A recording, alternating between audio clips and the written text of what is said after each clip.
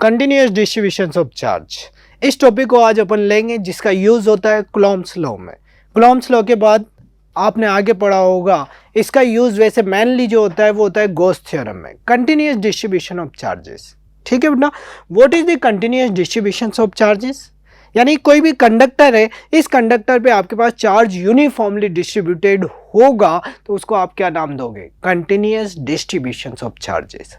ठीक है, अब कंटिन्यूअस डिस्ट्रीब्यूशन ऑफ चार्जेस की बात करोगे तो how many types of continuous distribution of charges? 3 types, because if you will take a conductor which has only length, then linear charge distributions, and 2D surface, that is the 2D area, that is aerial charge distribution। Aerial का अलग अलग नाम भी है, superficial नाम भी देते हैं। ठीक है, और एक होता है किसके लिए? 3D। 3D में क्या आता है? वॉल्यूम। तो तीसरा क्या होगा? Volume charge distributions. ठीक है, आज इन्हीं टॉपिक्स को one by one upon continuous study करते हैं। पहले कंटिन्यूअस डिस्ट्रीब्यूशन ऑफ चार्जेस, तो ये अपन ने बोला ही है कि distribution that is the charge uniformly distributed on over a body is known as continuous distribution of charges। 3 types, first is volume charge distributions, reverse, first volume, then aerial and linear। volume that is the, if you take a conductor which has the charge is q, then all formulas are distribution, that is the charge upon volume, charge upon length, charge upon area, depends on name। Here the charge distribution is spread over the 3 dimensional because volume charge distributions। ठीक है, ये इस पे charge है आपके पास, मान लो final charge लेके चलो तो Q, फाइनल चार्ज हो गया Q। ठीक है, इसका वॉल्यूम हो गया V, तो Q बाई V। और आप स्मॉल कैलकुलेशन लेके चलें तो dq अपॉन dv। इसकी चार्ज की बात करोगे, इसकी ऐसा यूनिट क्या होगी? चार्ज की यूनिट क्या होती है? कूलॉम। और वॉल्यूम की कितनी होती है? Metre cube. तो इसको आप क्या भी लिख सकते हो? q by V, rho equals to q by V. यहाँ पे ये इसके एग्जाम्पल के लिए डायग्राम की बात कर रहे हैं और आपको फोर्स निकालना है इससे रिलेटेड, तो आप क्या कर दोगे? इंटीग्रेशन कर दोगे तो कितना आ जाएगा? इलेक्ट्रोस्टैटिक फोर्स, ये Q not entire the volume V। तो यहाँ से आप फोर्स भी निकाल सकते हो। और इसी से रिलेटेड आपको इलेक्ट्रिक फील्ड की बात करनी है तो E is equal to F by Q होता है। तो F ये रहा आपके पास, एंड Q नॉट डिवाइड कर दें, जो F की वैल्यू आई है तो Q नॉट से Q नॉट कैंसिल आउट हो जाएगा। Final formula 1/4 pi epsilon not rho upon r square dv। r cap represent the direction, ये ध्यान रहे। ठीक है, सेम एज अलग अलग कांस्टेंट स्टार्ट होंगे। जिसमें सेकंड बात करें आपके पास तो आता है सरफेस चार्ज डिस्ट्रीब्यूशन। क्या आएगा? Surface charge distribution. इसमें जो डिस्ट्रीब्यूशंस, चार्ज डिस्ट्रीब्यूशन कहाँ होगा? सरफेस का मतलब एरिया पे, ओवर 2 डायमेंशनल सरफेस। 2 डायमेंशनल का मतलब एरिया। ठीक है, अब इसकी बात करोगे तो इसमें कितना आएगा? यहाँ पे चेंज हुआ है केवल एरिया। तो यहाँ ये सरफेस ले लो, या सिग्मा इक्वल्स टू आप लिख सकते हो Q बाई ए। ये तो अपन ने क्यों ले रहे हैं? ताकि अपन टोटल निकाल सके, फोर्स की बात कर सके। जनरल बात करोगे तो charge per unit area.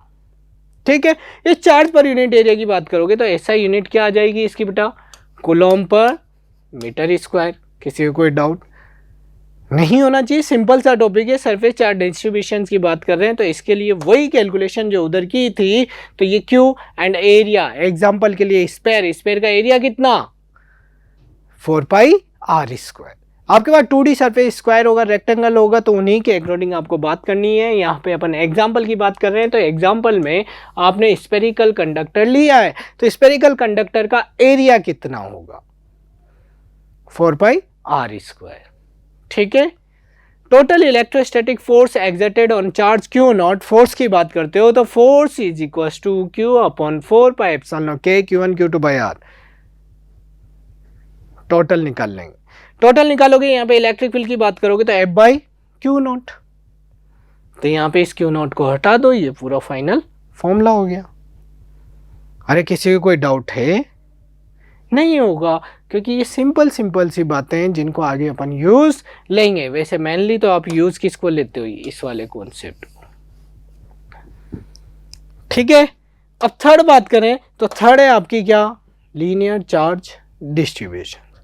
Linear charge distribution की बात करोगे तो डिस्ट्रीब्यूशन किस पे, जिसके पास ना तो एरिया और ना वॉल्यूम हो, वो कैसी सरफेस होगी, linear, that is straight line. उसका क्या होगा, स्ट्रेट लाइन होगी। और उसकी बात करोगे तो ये line L, continuous manner of the space, ये एक लाइन दी हुई है आपके पास, इस पे चार्ज डिस्ट्रीब्यूशन है पॉजिटिव चार्ज। ठीक है, due to positive charge electric field outward होगा और due to negative charge inward होगा, ये बात अपन पहले कर चुके। ठीक है बेटा, तो अब इसकी बात करोगे तो इसमें क्या आ जाएगा, लैम्डा से लिखते हैं लीनियर चार्ज डेंसिटी को, आएगा क्या, चार्ज पर यूनिट लेंथ। वहां था एरियल में charge per unit area, volume में था charge per unit volume. According to name इनका काम हो रहा है। लेंथ की बात कर रहे हो, लीनियर चार्ज तो चार्ज अपॉन लेंथ। एरिया की बात करोगे, एरियल डिस्ट्रीब्यूशन, तो उसमें आ जाएगा चार्ज अपॉन एरिया। और वॉल्यूम की बात करोगे तो चार्ज पर यूनिट वॉल्यूम। इन्हीं से आपकी यूनिट निकल के आती है कूलॉम। लेंथ की बात करोगे तो मीटर, ये ऐसा ही यूनिट हो गई इसकी। ठीक है, अब यहां पे वही formula lambda D Q by D L, आपको पहले unit coulomb per metre square, अपन ने सब कुछ देख ही लिया। ये लीनियर चार्ज डेंसिटी, क्योंकि वायर है, वायर के लिए कितना होता है, बोलो, रेडियस आर है, uniformly distribution of charge 2 pi R. अरे सरकमफेरेंस तो यही आएगी ना, तो क्यू बाई 2 पाई आर क्या होगी, सरकमफेरेंस। सरकमफेरेंस का फॉर्मूला यही है, स्फीयर की बात कर रहे हो तो फोर्स निकाल लेंगे, फोर्स वैसे ही निकला, और उसके बाद वापस electric field, electric field by Q not को उड़ा दो, वापस आपका इलेक्ट्रिक फील्ड आ जाएगा। ये थे distributions of charges. How many types of distribution of charges, 3 types, which linear, aerial and superficial. As aerial also superficial volumetric charge distributions.